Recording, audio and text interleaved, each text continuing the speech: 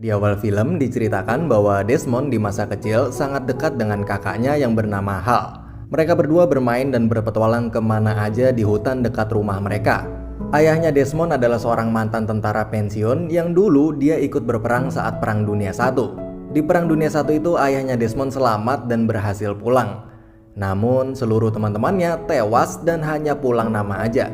Nah dari situ ayahnya Desmond menjadi orang yang sangat depresi karena belum bisa melupakan bagaimana kejamnya Perang Dunia I itu, dimana teman-teman masa kecil ayahnya Desmond itu mati di depan matanya sendiri. Akhirnya ayah Desmond pun menjadi seorang yang pemabuk berat dan berubah jadi ayah yang sangat pemarah. Sangat berbeda dengan ayah Desmond yang sebelum pergi ke medan perang, yang adalah orang yang sangat lembut dan penyayang. Singkat cerita, Desmond kecil yang sedang berkelahi dengan kakaknya tiba-tiba mengambil batu balok gede banget dan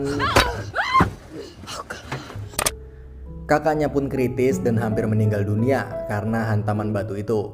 Nah saat di situ Desmond pun shock karena udah nyaris ngebunuh kakaknya sendiri yang sangat dia sayangin. Desmond pun lalu melihat sebuah gambar di dinding rumahnya tentang 7 dosa besar manusia yang salah satunya adalah dosa membunuh. Di situ Desmond pun seperti mendapatkan sebuah teguran spiritual yang sangat menggentarkan hatinya. Untungnya kakaknya itu berhasil selamat. Nah singkat cerita, Desmond kini sudah tumbuh dewasa dan sekarang Desmond jadi orang yang sangat taat pada agama serta sekarang bekerja dan membantu di sebuah gereja. Dia sekarang kemana-mana sangat memegang teguh semua perintah dan larangan agamanya tersebut, terutama larangan membunuh yang sampai saat ini masih selalu dia ingat jelas. Nah saat si Desmond ini lagi bantu bersih-bersih gereja, tiba-tiba ada sebuah insiden kecelakaan di depan gereja tersebut. Desmond pun langsung lari keluar dan melihat keadaan orang itu dan ternyata parah banget nih guys, sampai darahnya muncrat banyak banget. Desmond pun lalu segera membuka sabuk di celananya untuk mengikat dan menghentikan aliran darah orang itu agar tidak keluar lebih banyak lagi. Nah sesampainya di rumah sakit, orang itu akhirnya ditangani oleh seorang dokter dan dokter itu pun mengatakan pada Desmond bahwa mendengar itu Desmond pun terdiam, seakan itulah kalimat yang paling berarti buat dia. Di saat dulu dia hampir membunuh kakaknya sendiri, sekarang dia justru menyelamatkan nyawa seseorang. Desmond pun berjalan berkeliling di ruangan UGD itu, lalu dia pun bertemu dengan seorang suster yang sangat cantik, sampai dia pun terpesona. Semenjak itu Desmond pun jatuh cinta dan sering banget mondar-mandir rumah sakit itu setiap hari cuman buat nemuin dan PDKT sama si suster cantik itu. Akhirnya suatu hari dia pun berhasil mendapatkan hati suster itu dan kemudian pergi berkencan. Di situ si Desmond banyak belajar tentang ilmu kedokteran dari pacarnya itu. Setiap hari dia belajar tentang anatomi tubuh dari buku-buku yang dipinjamkan pacarnya itu.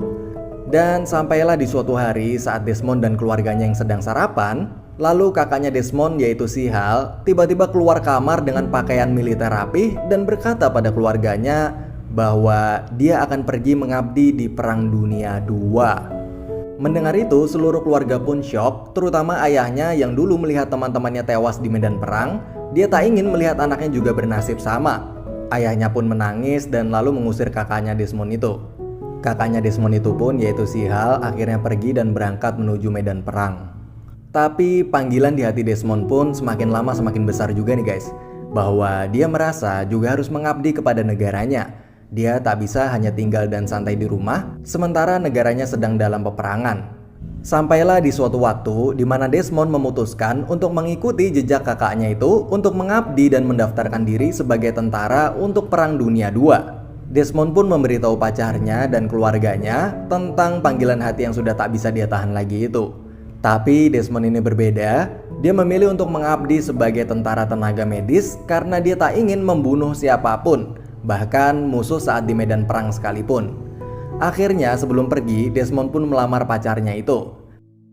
Nah saat tiba waktunya perpisahan, saat di kereta, tunangannya itu pun memberikan buku Alkitab dan diselipkan fotonya agar si Desmond itu selalu ingat agama dan ada kekasihnya yang selalu menunggunya di rumah.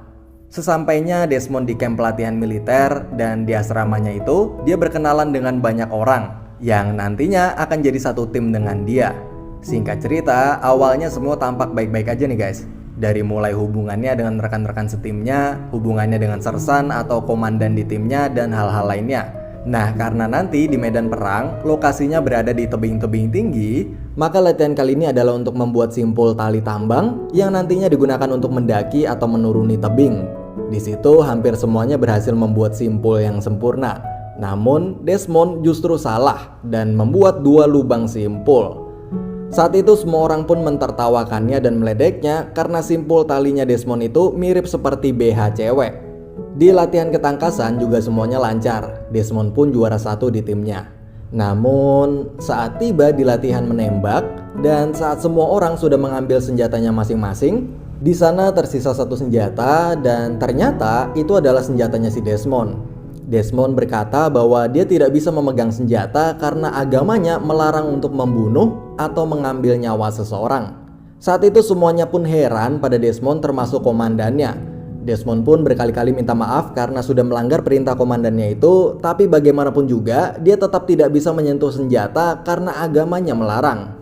Lalu Desmond pun dibawa menghadap ke kantor komandan yang lebih tinggi lagi untuk menjelaskan alasannya tidak mau memegang senjata itu. Oh ya guys, di sini saya bingung atau nggak tahu apa itu sersan, letnan, jenderal dan lain-lain. Saya taunya cuman atasan sama bawahan aja. Jadi biar gampang kita sebutnya semua komandan aja ya guys.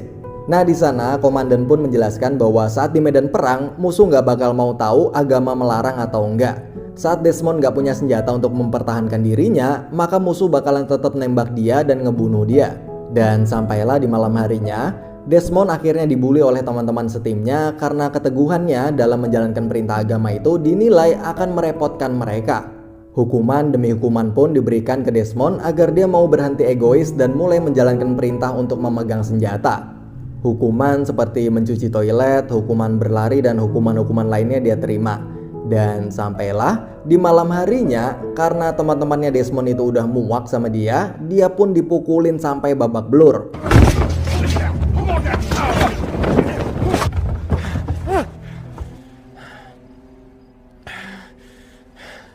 Paginya saat komandan datang, komandan itu pun melihat Desmond yang mukanya penuh luka lebam. Sang komandan pun mulai kasihan dan menyuruh Desmond untuk segera menyerah dan pulang meninggalkan tugas militernya dan kembali menjadi rakyat biasa. Tapi Desmond itu nggak mau dan tetap kekeh untuk ikut mengabdi berperang tanpa memegang senjata. Sang komandan pun bertanya siapa yang udah mukulin dia itu, tapi Desmond justru ngejawab bahwa dia nggak dipukulin siapapun tapi cuma jatuh dari kasur doang. Walaupun udah di posisi yang babak belur kayak gitu, Desmond tetap ngelindungin teman-temannya yang udah ngebully dia itu. Oh ya guys, di sini para komandan itu nggak bisa ngeluarin Desmond dari militer tanpa alasan ya guys. Jadi untuk ngeluarin seorang anggota harus melewati beberapa tahapan seperti pengadilan militer dan lain sebagainya. Jadi nggak bisa seenaknya. Akhirnya Desmond pun dipenjara sementara di penjara militer dengan tuduhan telah melawan perintah atasan dengan tidak mau memegang senjata. Alhasil Desmond pun jadi nggak bisa ambil libur di hari pernikahannya dengan kekasihnya itu. Desmond pun frustasi banget karena pernikahannya dengan wanita yang sangat dia cintain itu pun batal. Lalu kekasihnya itu pun atas suruhan dari si komandan datang ke penjara dan berusaha untuk membujuk Desmond agar mau melepaskan egonya dan menuruti perintah komandannya itu untuk memegang senjata. Tapi Desmond pun tetap kekeh dengan pendiriannya itu. Di situ Desmond walaupun terus ngelawan, tapi dia juga lagi frustasi nih guys. Dia nggak tahu apa yang dilakukannya itu benar atau enggak. Tapi hatinya selalu ngebimbing dia buat tetap teguh sama pendiriannya. Jadi di satu sisi dia harus taat sama perintah Tuhan, tapi di sisi lain dia juga frustasi banget nih guys, karena cobaan demi cobaan yang terus aja datang. Sebenarnya saya juga awalnya mikir kenapa nggak pegang aja tuh senjata terus latihan nembak sekedar buat formalitas saja, terus nanti pas di medan perang kalau senjatanya emang nggak mau dipakai juga nggak apa-apa. Tapi oke lah, kita coba hargain aja keputusan si Desmond ini ya guys. Akhirnya sampailah di persidangan militer untuk memutuskan mengeluarkan Desmond dari militer atau tetap mempertahankannya. Di sidang itu Desmond udah kepojok banget karena ngadepin tuduhan dari 3 komandan yang bilang bahwa Desmond udah ngelawan perintah atasan dan bakalan dianggap sebagai penentang perang. Tapi si Desmond itu yakin bahwa dia bukan penentang perang dan dia juga bukan pengkhianat negara. Dia pun berkata bahwa I need to serve. I got the energy and the passion to serve as a medic. While everybody else is taking life, I'm gonna be saving it.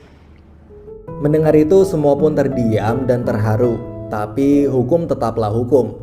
Di dalam militer semua harus patuh pada atasan dan tidak boleh mengutamakan kemauan pribadi. Akhirnya ayahnya Desmond yang seorang mantan tentara saat Perang Dunia I pun datang dengan membawa surat dari panglima militer yang bertuliskan bahwa keputusan Desmond untuk mengabdi sebagai tentara medis adalah hal yang sah. Dan keputusannya untuk memilih tidak memegang senjata dan membunuh orang bukanlah kemauan pribadi namun perintah agama. Dan ketaatan seseorang dalam beragama itu dilindungi oleh konstitusi dan tidak akan dianggap sebagai pelanggaran hukum militer. Akhirnya setelah surat itu dibacakan pun, semua pun lega nih guys, termasuk para komandannya. Jadi walaupun para komandannya itu nuntut Desmond, tapi mereka juga sebenarnya simpati dan mau ngizinin Desmond buat tetap di militer. Tapi para komandan itu juga gak punya pilihan lain karena awalnya nganggep perilaku Desmond itu udah ngelanggar hukum. Tapi begitu dengar surat keputusan itu, mereka semua pun lega dan Desmond jadi bisa tetap berada di tim mereka. Akhirnya setelah itu Desmond pun dibolehin cuti libur buat acara pernikahannya dengan kekasihnya itu. Dan lalu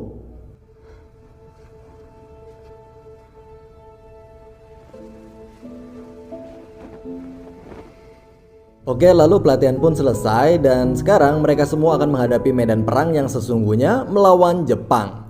Karena dulu saat Perang Dunia II persenjataan belum terlalu canggih, jadi faktor yang paling menentukan di dalam perang itu adalah mental para tentaranya nih guys. Dan kita semua tahu gimana ganasnya tentara Jepang. Mereka rela bunuh diri sambil bawa granat buat ngeledakin para tentara lawan. Nah saat habis mendengar hal itu, mental para tentara di tim Desmond pun langsung down karena takut akan keganasan Jepang nanti. Banyak mobil-mobil pengangkut jenazah tentara Amerika yang lalu lalang dan semakin menjatuhkan mental mereka yang melihatnya. Dan akhirnya sampailah di lokasi medan perangnya, yaitu sebuah tebing tinggi yang bernama Hexau.